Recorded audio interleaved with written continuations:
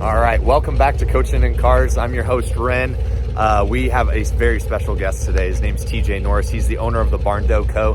They build custom barn dominiums here in the upstate of South Carolina. And we are not only going to enjoy his presence, but a beautiful South Carolina morning today. We are going to take out a 2015 Z28, which is my personal car. Best car I've ever owned, best car I've ever driven. And TJ's in for a wild surprise. He has no idea what we're gonna pull up in. He just knows that we're gonna talk a little bit about his business and take him out for a drive in a car. So I'm excited to share this one with you guys. TJ is an amazing business owner. He has figured out a lot of quick tips and tricks on how to grow and maintain a really healthy culture and healthy business. And you're not gonna wanna miss the things that he has to say in this one. So stay tuned for more.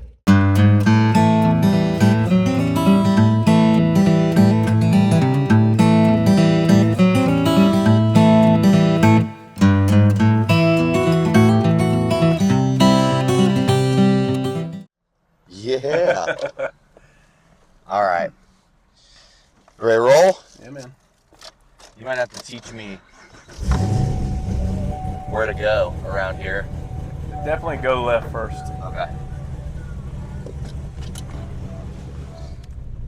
All right, so we're here with TJ from Barn Dough Co. He's the owner, or I guess co-owner, however you want to say it. But TJ, why don't you go ahead and introduce yourself and tell us a little bit about Barn Dough Co. and what you do. Do I got this thing on? Yeah. Okay.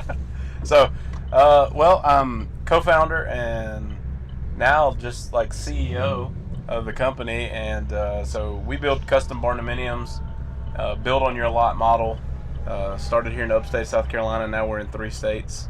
Yeah, it's pretty fun, man. But like, I guess what I do is focus on the people and the culture of the business more so than the product. So it's kind of a fun place to be. How'd you get this thing started? Well, kind of accidentally.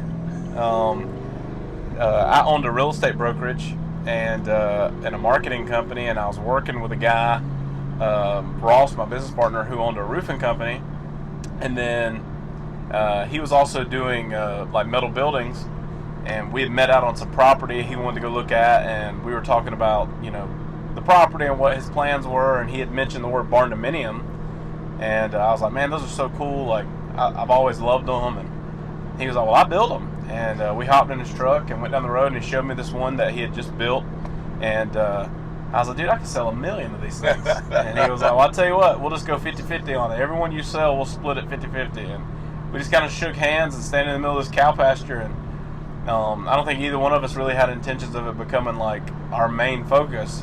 But about 6 months later, man, I mean, we kind of hit it off, started a website, and we very quickly had 30-40 customers with deposits in hand, and we were like, all right, well, I guess this is what we do now. Dude, that's insane. I love how you were telling me how basically you guys kind of sold like a whole bunch of projects before you even really like officially said like, we're gonna do this thing as a business. It's just funny how you told me the story. You're like, I have deposits in a bank account, like we got to produce now. Yeah. Like this is a thing. Well, you know, like I think everybody in like entrepreneurial world, like you say things kind of flagrantly, but then like as another entrepreneur, like they take you at your word for it. So like, you know, I was like, how many do you think we can build? He's like, as many as you could possibly sell. Like we could build as many as fathomable. And I didn't like second guess that. It's like, all right, well, great. Well, then I got unlimited possibility here. So So I just started selling them, and you know, we came up with a process, and we started collecting deposits, and we were only working with cash customers at the time. Yeah. And this is like right during COVID, so everybody was like moving from the West Coast and the Northeast and moving to South Carolina, and so there was tons of people, and they were all cash buyers because they, you know, cashed out their equity in their homes and came here, and so we started taking collections and like setting up contracts, and you know, Ross was mainly running his roofing business at the time, and I remember he came in to meet, and I was like, hey man, we really need to get this thing, like go get a bank account, and he was like, why are you so worried about it? And I was like, because we have like over $1 million right now sitting in an escrow account with our attorney, and then he almost fainted, and then like the realization is like it is a lot to build that many homes and not have everything you need. It was just a lot of charisma, and so from there we just started building the foundations of it. And so like in the beginning, I would never say that we've built a substandard home. I feel like everything we've done, but it's only gotten better over time because the process gets dialed in, the people get dialed in, the systems get dialed in, and like, what we produce today is nothing like those first few that came out. It's not even as much as like the structure of how they're built. It's just the structure in which we operate. Yeah, much more efficient. Oh God, as a team now. And I'm sure back then it was a lot of like owner, doer, like everybody had their hand doing something, and now you have teams that own specific parts of the business. Like you have a production team, you have a team that goes out and does, like I know you have a drafting and design and engineering team around you. You have, you're the visionary of the business, and then you have operational people within the business. I mean, I talked to Haley to schedule this interview, like you have people now that own pieces of it that allow you to grow and scale this thing to multiple states and multiple locations. Well, the crazy part is, and I was like explaining that we did a big quarterly offsite like 2 weeks ago, and I was kind of telling the team like, hey, anywhere that there's growth, you're going to encounter problems. But with growth, the secret is you have to be able to solve them. And because of how young the company still is, we just turned 3 years old. We really didn't even start producing until about 6 months after the company was born. So really about 2.5 years old of really being a business. And I said, like, we're solving new company problems with scaling to $10 million company problems, to $50 million company problems, to multi-state problems, to corporate structure problems, to like we're solving them all simultaneously. And so it can be pretty daunting if you just look at it from a place of like the way it was. But I would say the antithesis of that is like one great thing we have is like there's never been a what we were and what we're becoming, because we're always changing. Literally week by week, the size, the structure, the team gets bigger, and it just gets better and better with time. Like from a product standpoint, and then overall just the process, it just gets better and better and better. And so, like we just don't have normal problem and solution days. Like it's not like we solve this and then that'll hold for the next 10 years. No, because by the time that's solved, we've already encountered a 10x version of that problem, and we're having to restructure and resolve again. And so, the cool part is now like closing out Q3 and moving into this Q4 of year 3 is allowed us to really realize that we're solving ahead now. And so like we have really clear expectations of growth. We're really big on the anticipation of what we're going to do, and we've been able to do that, right? Like write things on a whiteboard. Everybody's been in those strategy meetings, right? But now we know that when we write it, we execute on it. And what does that look like when we break that down into little pieces? And so we can see the future, and so now we're planning for the future. And so now we're solving problems ahead of problems. And so it's getting better day by day. Yeah. And you said the key word there. And in our world, we call that strategy and plan. And honestly, like so many businesses, it's crazy to me when I stepped into coaching, how many businesses are like 10, 15, $20 million businesses that have no idea what they're doing tomorrow and have no way of figuring out like what's the plan to get there. So I think it's really important for all the business owners that watch this to say, hey, like it's one thing to have a vision within a company. Almost every owner has a vision of where they want it to go, and basically like 3 to 5 to 10 years out, which you guys have a 3, a 5, and a 10 year picture of where you want to be. But the most important thing is to have a strategy and a plan to get there, and have people around you that can execute without you having to be a part of it. And I think you have built a team around you that can execute without you even really having to step in and be a part of it to get it across the finish line. 100%. And the less that I'm a part of it, the better we get. So it's kind of like a double-edged sword. Like we got better and better because I started doing less and less. But I think the problem is like in a new business startup, the first time you have a vision meeting, it's really just a dream. You have no historical. There's no real data to go off of. It's just sheer ambition. And so the data points from that first strategy meeting are what has to be true for this to become real. And then you start looking at it bit by bit. And so one of the first things we did, because you're right, it was just me and Ross, and I had an executive assistant, and he had like a field guy, and we were doing everything ourselves and having to like own every little piece of everything. And so what happens is like you get shrunk inside of it, and if you just stay there, you're always going to be inside of it, and you're never going to grow. So like when we sat down with a coach, right, and we said, hey, this is what we want to see happen, and he said, cool, what do you think that looks like? And we had no idea. And so we started just putting some ideas on there of the strategy and like what kind of roles would need to be there, and we didn't know. So then what we did was we mapped out that accountability chart, and we basically defined all these roles. The only difference, those roles already existed, it's just we were filling all of them. And so then we started looking at like segregating those tasks into those individual things, and then it helped us identify like, hey, which one of these sucks the life out of us?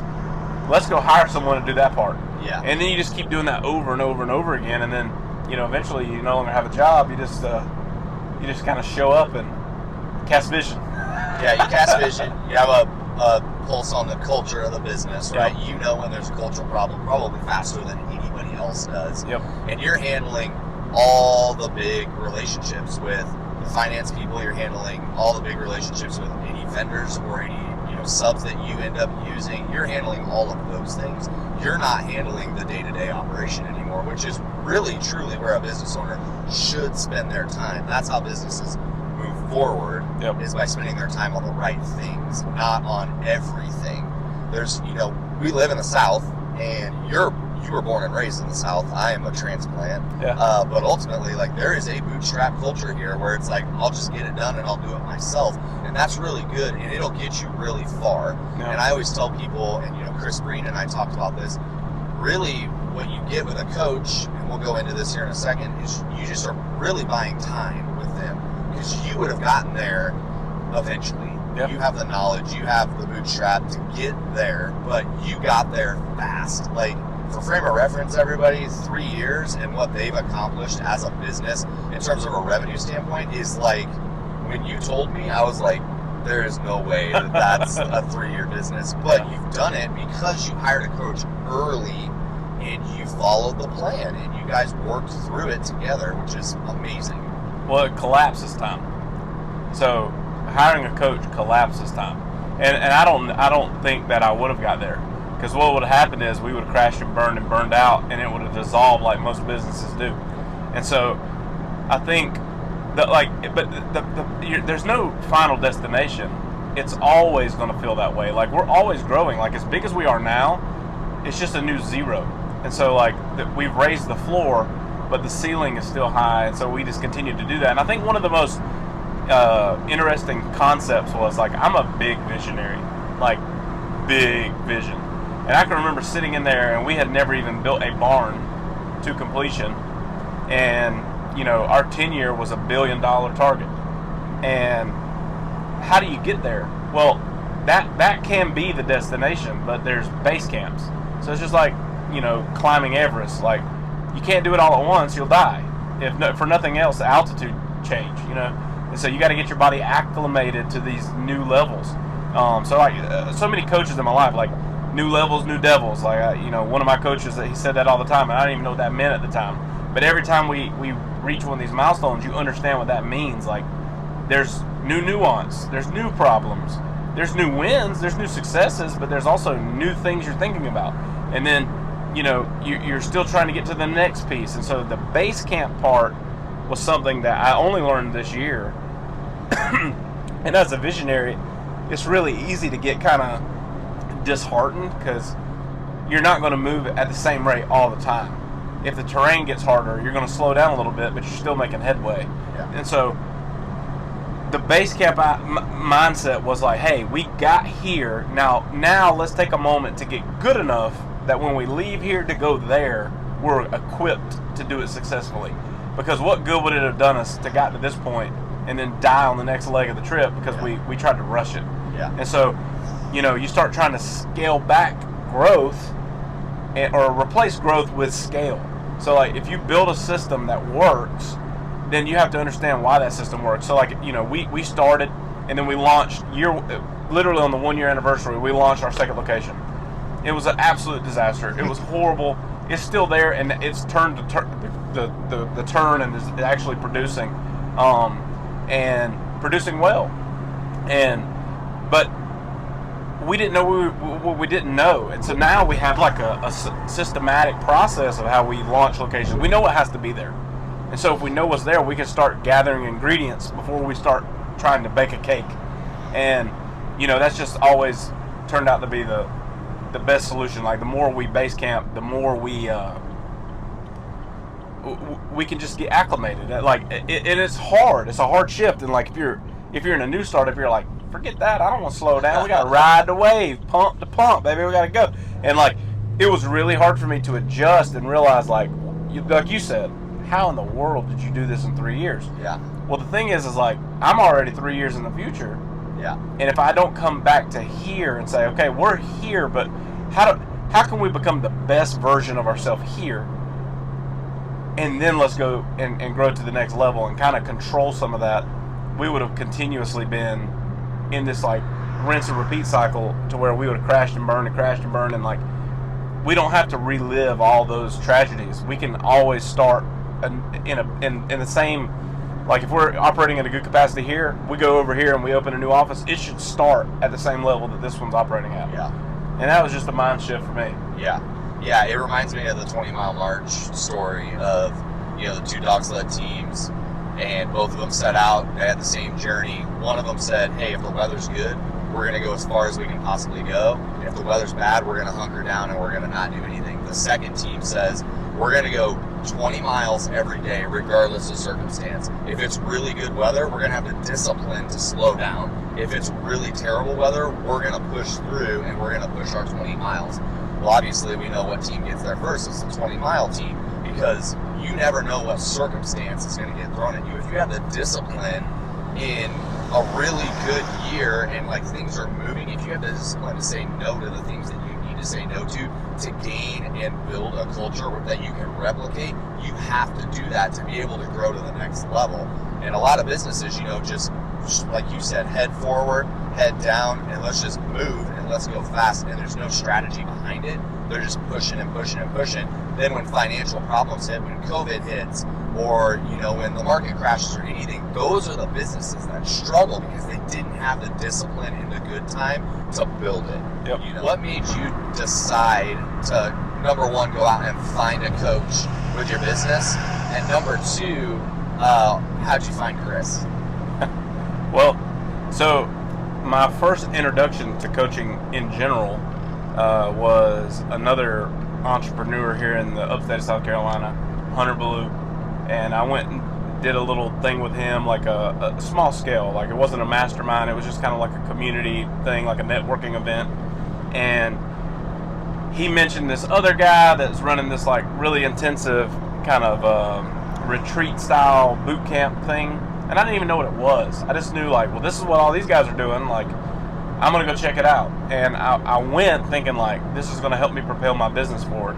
And so I went to Nashville and I joined this thing called the program with Nick Alfano. And while I was there, it had absolutely nothing to do with the business. It was all about personal development. And his thing is like, you got to build the business man before the business plan, or it's all for nothing. And so at that event, and it was a 3-day boot camp basically, Chris Breen was there. And so he had been in some of these tanks with these guys, and he was just there as a guest. But he got partnered up with me on some things. I talked about this a little bit in the podcast I did with him. But he pulled me through some of the most challenging physical things that I'd ever done in my life. And actually my team won when he was leading, and I was like, this guy's got it figured out. And then I found out he's actually from Greenville. And so we did the program, and it really transformed my personal life.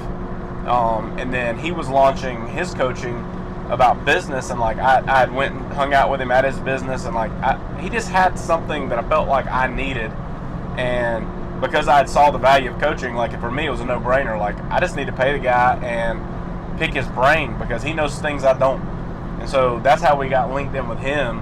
And so he was really the first business coach to where we sat down and really focused on the business and the system, the operating system of the business, and like I didn't even know what that meant.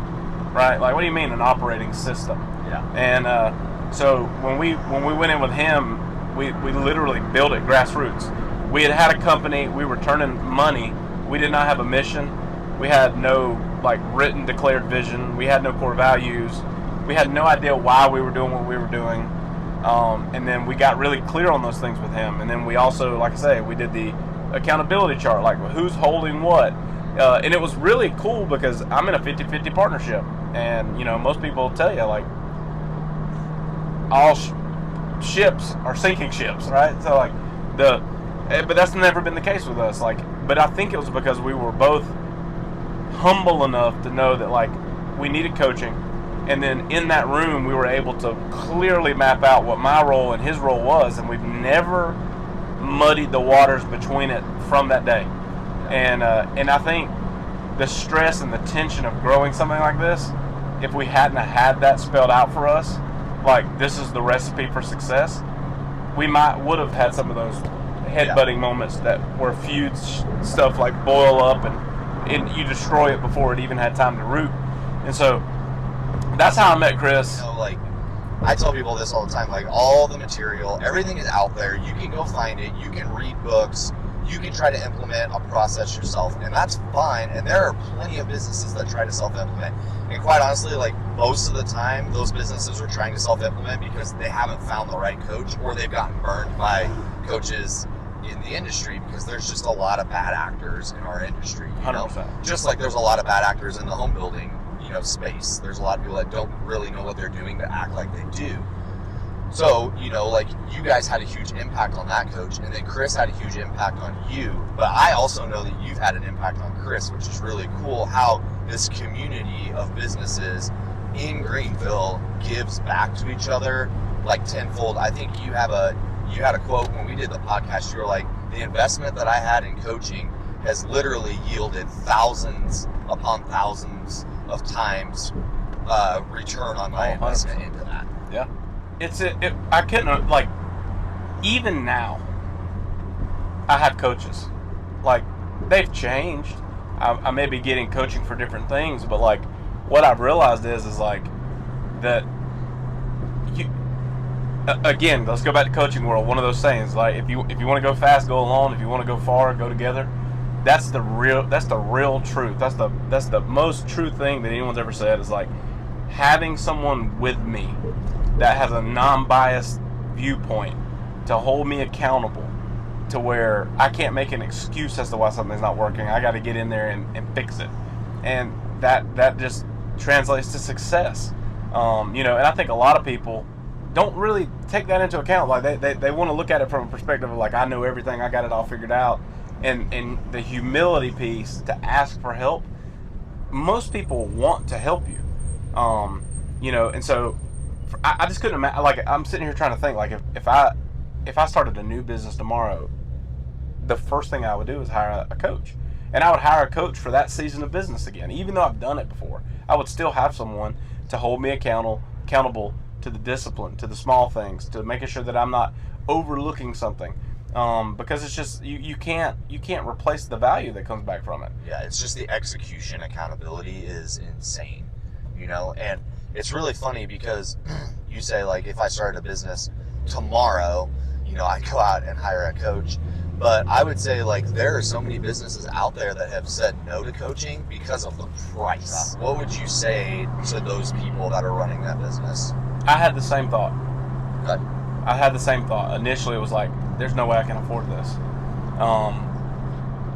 But I look back on it now and go, if I had not done it, I would have been stuck in the same loop that I had been in for 10 years, where it would have never grown because it would have grown to my capacity. And my capacity at that time was someone who looked at, you know, a $40,000 price tag as unaffordable. And I knew that if I wanted to be the guy that became affordable too, I just had to pay the price. And now, like, in those 3 years, between me and my business partner, we've invested over $500,000 into coaching. Like, and some people would hear that and pass out. Yeah. But I would pay it again. I'd pay double. I would pay double if it's had to start over today and the cost was double. I would pay it because you need it. Like, there's nothing else on earth that will collapse time. You're right. Like, if you can figure out how to just survive, which is a win for most businesses, you may get there. But the ability for us to execute at such a high level is because we had it's like in business, and I've got friends like this that call me. They'll say, "Hey man, I'm really struggling with this, and like, I don't know who to call. There's not like a a how-to book for this, Not a like YouTube channel." Yeah, like what would you do here? And I'm like, well, one, I'm not sure because I would have never got here. And like they, in that moment, they see the value of having like a phone a friend option. In coaching, you're paying a relatively small cost and betting on yourself to pay back massive dividends. And you have phone a friend options. And not only that, but like you have a study guide. Like, you're going to start studying and learning. And a lot of things, like right now in your brain where you're like, I need a phone a friend, you wouldn't even have to call them. You would have already had the foundations long figured out before then. But when you do encounter those things, you have someone that you can bounce those ideas off of. And they've been in that situation before. And they, and look, to be honest, you got to vet coaches. In a $500,000 spent, I've got 2 that were a complete waste of time. Yeah. But I've also got 7 or 8 that were absolutely invaluable to me in that time. And every stage in business, there's new things you want to lean into. There's new things that you want help with, like, and so I don't know. Other than just saying like I said, the content in my head was, this is unaffordable. Yeah. But being in that container that 3 days, Yeah. told me that I doubt a lot. And so in that moment, I was like, well, I guess that's who I am.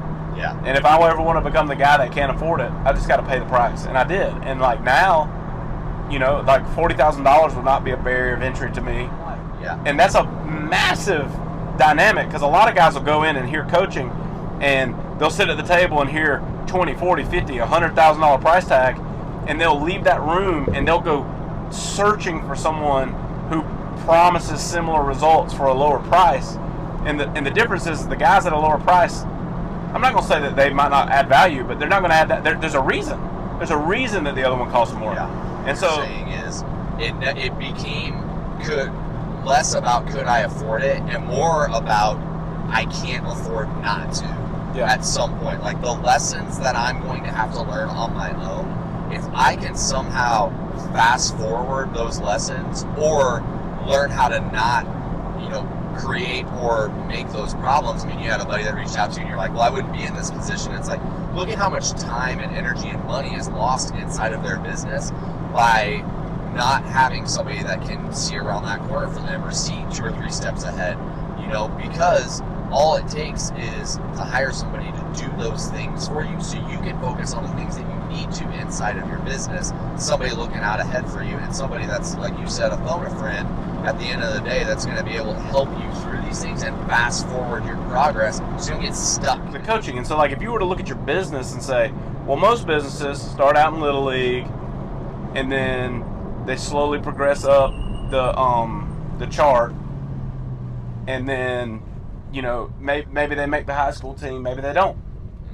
And then out of the guys that made the high school team, maybe some of them went to college. And then occasionally one turns pro. Versus, hey, I'm starting this business, and even though I got to start in the Pee Wee leagues, an NFL coach is available to coach me from that early on.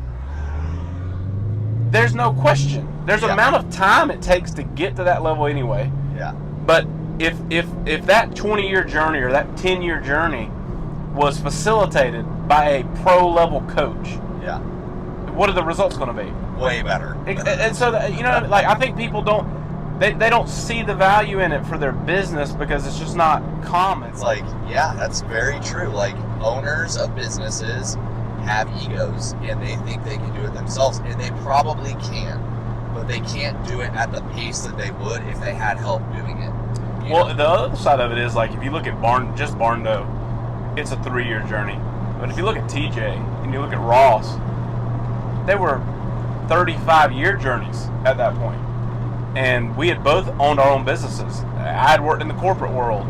I had started and failed and built and destroyed so many ideas and businesses that I knew, like, obviously I don't know what it takes to cross the next level. So it's not like I want to just look at it like one day I woke up and was like, I think I'm gonna start this barndominium business, and you know, I'm very enlightened and I'm gonna hire a coach. No, it was years and years and years of battling my own inability and like saying, like, there's got to be a secret, there's got to be something, there's something I'm missing, and I was missing experience. Yeah.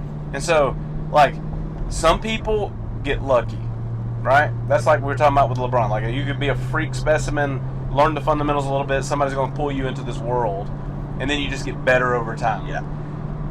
But a lot of people just never even get the opportunity. And you can change that with coaching. You can literally go and hire someone to make you better, and it happens day one. Like, after the first phone call with the coach, you should feel like I got my money's worth. Yeah. But again, a coach isn't the magic. The magic is dismissing the ego and doing the work. Yep. Because they're going to tell you the things you will not naturally do, because if you naturally did them, there would be no need for them in your life. Exactly. And so, you know, it's not like there's some like secret book that you guys hold covetously, and like once you pay the admission, we give you a copy of it. No, it's literally the fundamentals. Yeah. And you hold people accountable to do it. Yeah. Like, hey, cool, we're really struggling in this area. What are you doing about it? Well, I mean, I hired somebody. That's their department.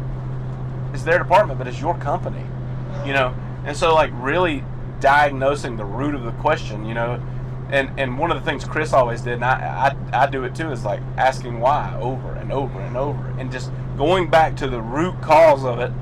And 9 times out of 10, it's a fundamental issue. Yeah. And then you just fix that, and then all these other things never even took place.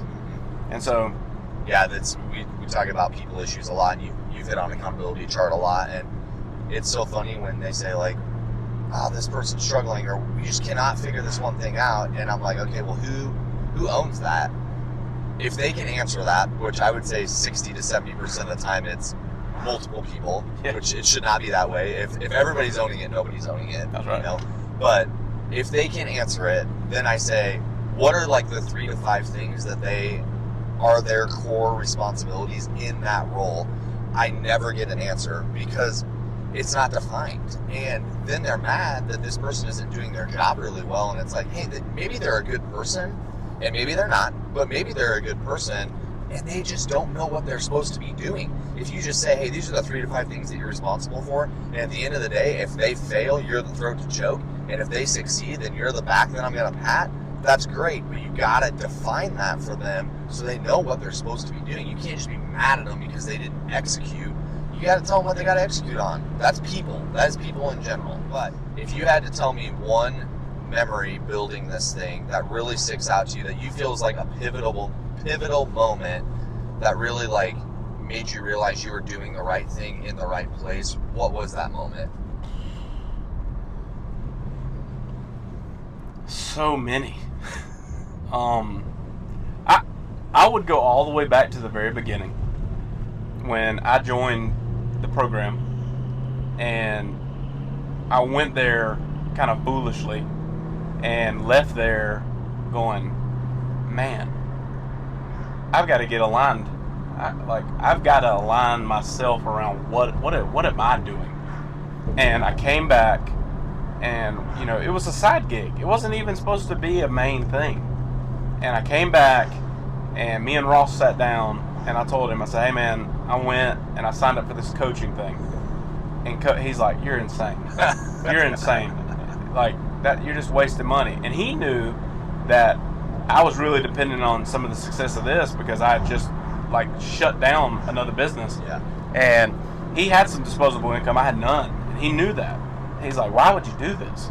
And I said, look, I really think that if this is going to work, you and I have to both be aligned on who we are and why we're doing it. And he came. So I went in December, and he came in February, and then he joined. Yeah. And when we got back from that second trip out to Tennessee, we sat down in our little office that we had, which was not much bigger than the car we're in right now. And we kind of looked at each other and we said, look, if we're going to do this, we got to live by code and we got to live by truth. And we got to be completely transparent when things aren't going good. We can't hide things from one another. We can't have secrets. This is like the most important thing. And we both got to take a risk. And I need you to walk away from everything you're doing and meet me at the same level that I'm going to put into this thing, because it's not going to work otherwise. And he went home that weekend, and he came back and he said, all right, I'm in. And he handed the reins over from the roofing company to his brother. And I completely washed my hands from everything else I was doing, and we went all in on this thing. And it was the biggest risk we could have took. But more importantly than the business, we went all in on each other and held each other fiercely accountable as husbands, as fathers, as friends, and that'll forever be something that I remember. What's possible isn't just how much money I can make. It isn't just about like me slam dunking on people or changing my own life, but changing the lives of everybody that's involved. Yeah. And you start hiring a team and scaling. And I can remember, man, it was 2 guys in a broom closet that literally were crying, like thinking about like the risk involved and all the things, and like changing the way we showed up for our families, and like just getting really vulnerable, and the death of ego. And then 3 years later, there's 50 people that work here. There's kids in the community that benefit from it. There's people being impacted everywhere. Like, I don't even know all the charities that we give to in the different areas that we operate in, and like all the different causes within the company is like, it's just bigger than Barndo, man. And I think as long as we stay that way, the impact over income philosophy is, anything's possible. Final thought from me is you have to trademark bigger than Barndo. You got to. That's good. That's gold, man. Like, that is like a mission statement in its own. Yeah, we are bigger than Barndo. I love it. Well, thank you. I appreciate it. I think we're getting pretty close to back to home base here, and we'll cut back to where you can tell everybody where they can find you. You got a lot of things going on, so we'll cut to that here in just a second. All right, so we're back. I want to give TJ the opportunity to tell us a little bit about how we can find you, how we can get interacted with you through the community. So tell us a little bit about that. Yeah, so if you want to connect with Barndo Co. about building a custom barndominium, you can go to thebarndoco.com. You can find us on social media at the Barndo Co., at the Barndominium Co. And you can connect with us and follow us along on social media. We post projects all the time. We also host a podcast called The Barndo Show. You got to be a guest on. You can find that on YouTube at the Barndo Co. It's just synced into all of our other content that we produce out there. And then we also have a really cool new project we're doing with these Barndo live sessions. So like Ren's passion's cars, mine's music. And so we have a bunch of up and coming Nashville talent that are on either like a pre-signed deal or are already signed to labels. And we're doing some studio live sessions with them and been rolling that content out for the last couple of weeks. It's really fun. Yeah, man. I'm super excited for you guys. It was a great journey. Thanks for coming with me. And obviously we'll keep in touch. But if you want to get in touch with TJ, you know how to now. All right. We just got back from our interview with TJ. What a blast. I mean, not only could I sit in a car and talk to him for hours, but just learning about his experience within the upstate business world and how he's grown the Barndo Co. to what he has is just incredible. Next week, we have Adam Taylor. He is going to be our guest. We are going to take him, I think, out in the Z28. I don't know what the weather's going to be like for the 69, but we'll see. I'll make a judgment call. Maybe you can comment down below and tell me which one to take. But at the end of the day, he owns a real estate business up here in the upstate of South Carolina, and they are super successful. He has built an amazing team around him, and I'm super excited to see what he has to say about growing his business and scaling his business. So stay tuned for next week's episode. Thanks, guys.